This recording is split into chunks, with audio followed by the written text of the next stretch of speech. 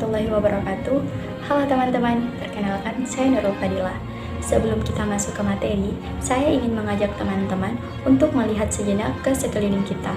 Pernah nggak sih kita kepikiran kemana perginya limbah plastik, pestisida, dan juga bahan kimia lainnya itu pergi setelah kita buang? Apakah benar-benar hilang atau justru masih ada dan diam-diam mencemari lingkungan sekitar kita? Nah, di video ini akan membahas lebih lanjut terkait dengan xenobiotik, yaitu senyawa asing yang sangat sulit terurai di alam, dan juga mikroorganisme bisa berperan sebagai pahlawan dalam mengatasi pencemaran tersebut melalui suatu proses yang disebut dengan bioremediasi. Untuk lebih jelasnya, kita mulai ke pembahasan awal.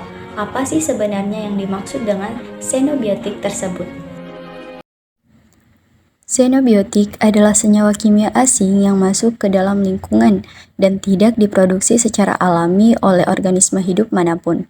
Kata xenobiotik sendiri berasal dari bahasa Yunani, yaitu xenos yang berarti asing, dan bios yang berarti kehidupan. Jadi secara harfiah, xenobiotik berarti sesuatu yang asing bagi kehidupan. Lalu dari mana saja senyawa xenobiotik ini berasal? Ada 4 sumber utama. Yang pertama dari sektor industri, berupa limbah kimia, cat, pelarut, hingga senyawa PCB atau polychlorinated biphenyls. Kedua, dari sektor pertanian, meliputi pestisida, herbisida, dan fungisida yang digunakan untuk mengendalikan hama dan penyakit tanaman. Ketiga, dari aktivitas rumah tangga, seperti plastik, deterjen, hingga produk kosmetik yang kita gunakan sehari-hari. Keempat, dari aktivitas medis, termasuk antibiotik dan limbah rumah sakit yang jika tidak dikelola dengan baik, dapat mencemari lingkungan. Apa saja sifat khas dari xenobiotik? Senyawa ini dikenal bersifat persisten, artinya sulit terurai di alam. Selain itu, bersifat toksik atau beracun, serta bioakumulatif, yang artinya dapat menumpuk di dalam tubuh organisme, dan biomagnifikasi, yaitu kadarnya semakin meningkat seiring naiknya tingkatan dalam rantai makanan. Selanjutnya, kita akan membahas terkait dengan jenis-jenis xenobiotik. Yang pertama adalah pestisida dan herbisida. Senyawa-senyawa ini digunakan untuk membunuh hama dan gulma, contohnya DDT, atrazin, dan paraquat. Dampaknya sangat serius karena dapat merusak komunitas mikroba dalam tanah sekaligus mencemari sumber air. Yang kedua adalah plastik sintetis seperti PVC, PP, dan PET. Kita semua sudah sangat akrab dengan jenis ini. Masalah utamanya adalah plastik sangat sulit terurai dan seiring waktu akan terpecah menjadi partikel kecil yang dikenal sebagai mikroplastik yang semakin meresahkan dunia. Yang ketiga adalah senyawa organoklorin, yaitu PCB dan PAH. PCB banyak digunakan pada transformator listrik dan pelumas industri. Sementara itu, PAH atau polycyclic aromatic hydrocarbon berasal dari pembakaran bahan bakar fosil. Keduanya sangat berbahaya karena sangat persisten, toksik, dan bahkan karsinogenik atau dapat memicu kanker. Lalu, apa dampak nyata dari semua ini? Dari sisi lingkungan, terjadi kontaminasi tanah, pencemaran sumber air, dan gangguan pada rantai makanan ekosistem. Sedangkan dari sisi kesehatan manusia, xenobiotik ini dapat menyebabkan gangguan hormonal, kerusakan organ, bahkan meningkatkan risiko kanker. Menghadapi ancaman serius dari xenobiotik, manusia terus berupaya mencari solusi. Salah satu solusi yang paling menjanjikan adalah bioremediasi. Apa itu bioremediasi? Bioremediasi adalah proses pemanfaatan mikroorganisme seperti bakteri, jamur, dan alga untuk menguraikan polutan menjadi senyawa yang lebih sederhana dan lebih aman bagi lingkungan. Prinsip dasarnya, mikroba memanfaatkan polutan sebagai sumber karbon dan energi untuk pertumbuhannya.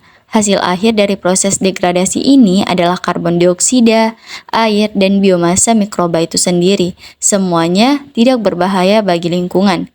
Ada 2 jenis utama bioremediasi berdasarkan kebutuhan oksigennya. Yang pertama, ada bioremediasi aerob, berlangsung dengan menggunakan oksigen. Contoh paling umum adalah degradasi minyak bumi oleh bakteri Pseudomonas. Yang selanjutnya ada bioremediasi anaerob, berlangsung tanpa oksigen, misalnya penguraian limbah organik yang terjadi di sedimen dasar perairan. Mengapa bioremediasi menjadi pilihan yang semakin populer? Karena bioremediasi memiliki banyak keunggulan, yaitu ramah lingkungan, biaya relatif lebih murah dibandingkan metode kimia konvensional, tidak menghasilkan polutan sekunder, dan dapat dilakukan langsung di lokasi pencemaran. Selanjutnya, strategi bioremediasi.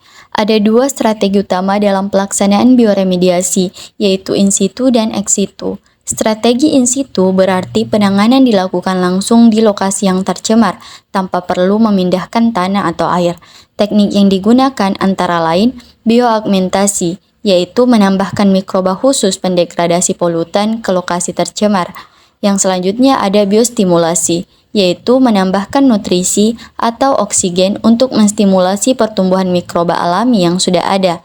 Yang selanjutnya ada fitoremediasi, yaitu memanfaatkan tanaman yang dikombinasikan dengan mikroba untuk menyerap dan mengurangi polutan. Kelebihan in situ adalah biayanya yang rendah dan tidak perlu memindahkan material. Namun, kelemahannya kondisi lingkungan sulit dikontrol dan prosesnya cenderung lebih lambat. Selanjutnya, strategi ex situ, berarti tanah atau air yang tercemar dipindahkan ke tempat pengolahan khusus. Teknik-tekniknya meliputi biopil, penumpukan tanah yang disertai dengan sistem aerasi. Yang selanjutnya bioreaktor, di mana pengolahan dalam sistem tertutup yang lebih terkontrol. Dan yang terakhir ada land farming, pengolahan tanah yang dilakukan secara berkala di permukaan lahan. Kelebihan ex situ adalah kondisi yang lebih mudah dikontrol sehingga prosesnya lebih cepat, meskipun biayanya lebih tinggi dan membutuhkan peralatan khusus. Keberhasilan bioremediasi sangat dipengaruhi oleh beberapa faktor lingkungan yang perlu diperhatikan. Yang pertama ada suhu. Mikroba bekerja optimal pada kisaran suhu 25 hingga 45 derajat Celcius. Jika suhu terlalu tinggi atau terlalu rendah, aktivitas enzim akan terganggu dan pertumbuhan mikroba akan menurun drastis. Kedua ada pH. Kondisi pH optimal untuk bioremediasi berada pada kisaran 6,5 hingga 8,5. pH yang terlalu ekstrim, baik terlalu asam maupun terlalu basa, dapat merusak membran sel mikroba dan menghambat proses metabolisme mikroba. Ketiga, ada oksigen. Untuk mikroba aerob, ketersediaan oksigen adalah syarat mutlak. Kekurangan oksigen akan memperlambat degradasi dan menurunkan efisiensi metabolisme energi. Keempat, ada nutrisi dan kelembapan. Mikroba membutuhkan unsur karbon, nitrogen, dan fosfor untuk tumbuh dan berfungsi dengan baik. Kekurangan nutrisi ini akan membatasi aktivitas mereka. Selain itu, air berperan penting sebagai media transportasi nutrisi ke dalam sel dan mendukung aktivitas metabolik mikroba secara keseluruhan. Selanjutnya, mikroorganisme dan mekanisme degradasi. Tidak semua mikroorganisme mampu mendegradasi xenobiotik. Ada beberapa mikroorganisme unggulan yang telah banyak diteliti dan terbukti efektif. Yang pertama ada bakteri Pseudomonas, dikenal luas karena kemampuannya mendegradasi minyak bumi, hidrokarbon aromatik, dan senyawa PAH. Yang kedua ada bakteri Bacillus, sangat andal karena tahan terhadap suhu tinggi dan kondisi lingkungan ekstrim, sehingga efektif digunakan untuk menangani limbah industri dan pestisida. Yang ketiga ada bakteri Rhodococcus, memiliki kemampuan istimewa untuk memecah senyawa PCB dan organoklorin yang terkenal sangat sulit terdegradasi.